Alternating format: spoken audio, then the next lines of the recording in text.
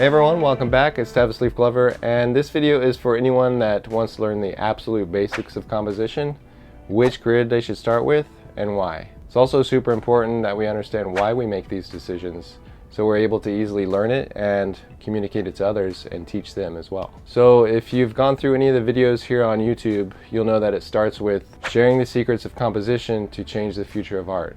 So that's the ultimate goal of Canon of Design, but I can't do it alone. I need to be able to teach things so simply that a beginner can teach to someone else. So that's what we're going to do today in this video.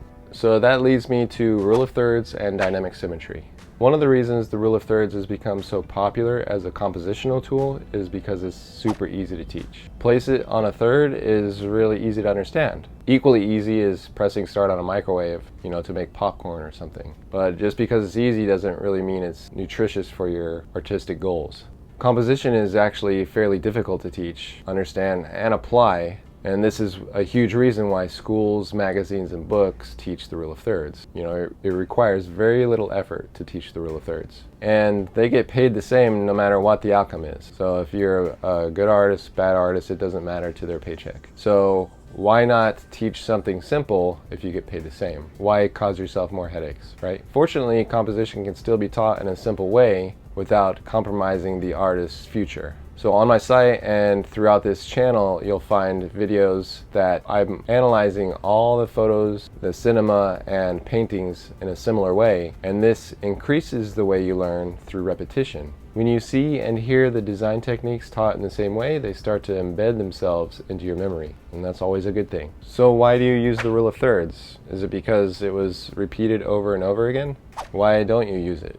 Why do you use dynamic symmetry, or why not? So you need to be able to answer these questions within a couple sentences. And this boils the conversation down so it's crystal clear where you're coming from as an artist. Okay, so get your pen and paper ready and get ready to write down a couple sentences. I'll put it up on the screen and you can screenshot it and put it in your phone or whatever you like. So if anyone asks you why you choose not to use the rule of thirds, you can say, the rule of thirds is unfortunately misleading because it prioritizes specific thirds placements rather than how the foreground and background interact with each other.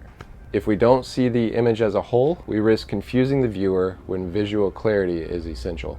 So that's all you should have to say. And sometimes you learn things in schools, and if someone tells you something differently, that might hurt someone's ego a little bit. No, wait, let me say something. Let me say something. It might make them feel bad that they were doing something that they were taught, but then it's still bad. So they might be confused, they might be hurt. This video is not meant to hurt anybody's feelings. It's meant to hopefully educate you and direct you down the correct path for your artistic goals, okay? That's all it's meant to be doing. Okay, so when we teach people this, they might feel a little hurt, but you can always say, hey, I did the same thing too. I thought the same thing too, and in my case, that was true. I used the rule of thirds, but I dug deeper and I learned different techniques. So that sentence is all you should have to say. You can always elaborate and tell them what this interaction between foreground and background is called, and it's called figure-ground relationship, but that might take a little bit more explaining. You might even demonstrate what good and bad figure-ground relationship is. Maybe show them an example of a tree growing out of someone's head, and if they just take a step to the right or left, then the tree is aligned in the background, and then the figure in the foreground is aligned, and they're both playing together and fitting well together like a puzzle.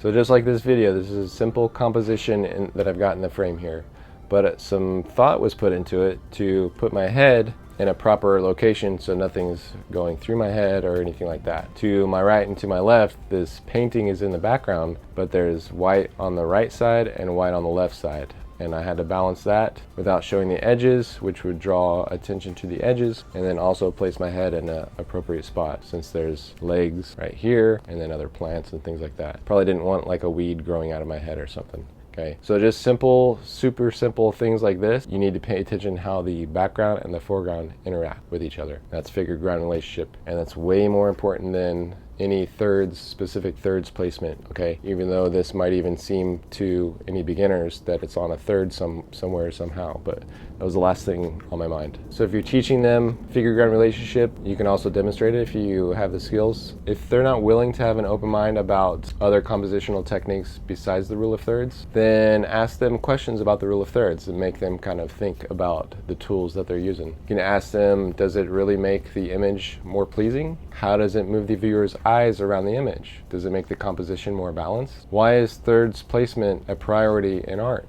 This will get their gears going and make them think a little bit. So that's what all of the artists need to start doing. Think about the tools they're using, what goals they have for themselves, and where they want to be in like 5 years with their compositions. That's the purpose of this video. You need to start thinking for yourself. Think of what is best for your art. Okay, so now how do we explain why we choose to use dynamic symmetry grids? Okay, and all we have to say is it promotes other composition techniques like 90-degree angles, dominant diagonals, repeating diagonals, and edge-to-edge relationships. So dynamic symmetry promotes these techniques that are super helpful for your composition, but the great thing is you don't even have to understand how to construct the grid or anything like that. You just have to use it, and you need to pay attention to figure-ground relationship while you're using the grid. That's the only things you got to do in the very beginning. Start out, pay attention to figure-ground relationship, and use a dynamic symmetry grid. Why? Because it promotes these techniques. And a deeper knowledge of dynamic symmetry will come with time, and you'll be able to use more techniques with more control over time. But in the beginning, just align things to the grid. That's all you got to do. If it's a simple interview type of thing, just pay attention to the background, okay? And then align something on the verticals, horizontals, or the diagonals. The great thing about dynamic symmetry is it's incorporating these diagonals when you can use them, okay? The simple interview shots like this one, you might not be able to incorporate any diagonals, but if you're going outside, shooting buildings, you're shooting landscapes, you're shooting models, you can have them lock in or align to the dynamic symmetry grid diagonals. You can parallel it, okay? Paralleling is just going parallel to the diagonal. It's pretty easy. Start out with that. That's all you got to start out with. So if you're a photographer and you just started out, you may be using auto modes, right? The most important thing is the interactions you see within the frame. Manual mode can come later. Once you learn how things interact inside that frame, the eyepiece, then you can start learning more about the lighting and things like that. In the beginning, with dynamic symmetry, just pay attention to the figure-ground relationship, the way the foreground interacts with the background, and then align things to the grid, and that's all you got to do. That's the absolute beginning point for any beginner artist. Okay, so recap. What do we say when someone asks us why we don't use the rule of thirds? Is because it prioritizes thirds placement rather than the way the foreground and the background interact with each other. Okay, that's figure-ground relationship. And what do we say when someone asks us why dynamic symmetry is better for our art? Is because it promotes design techniques effortlessly when we align things to the grid. Dominant diagonals, repeating diagonals, edge-to-edge relationships, and 90-degree angles. Those are some pretty powerful techniques. You don't have to know anything about those techniques. You don't need to know anything about how to build the grid. You just need to use the grid, and these design techniques will be promoted. So I hope that helps, and I hope this simple video will change the future of your art. Another thing to help you guys out is I have some free dynamic symmetry grids to download. They're the phi rectangle grids. So you just go to the dynamic symmetry page on my website, scroll down, and on number 17 you'll see the phi grid samples, and then you can choose the US or the European size. So once they download, you can open them up, and you've got cinematography samples. You've got a PSD sheet you can adjust and print however many you want of that one. That's the Route 6 grid. You have some JPEGs, some TIFFs, and you also have a bunch of camera grids as well as phone grids.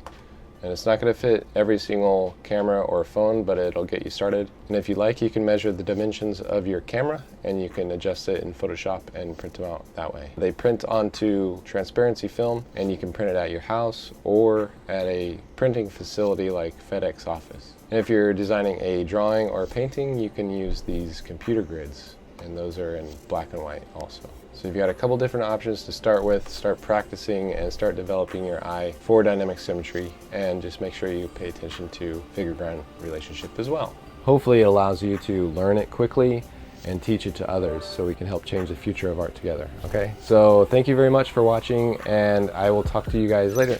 Bye.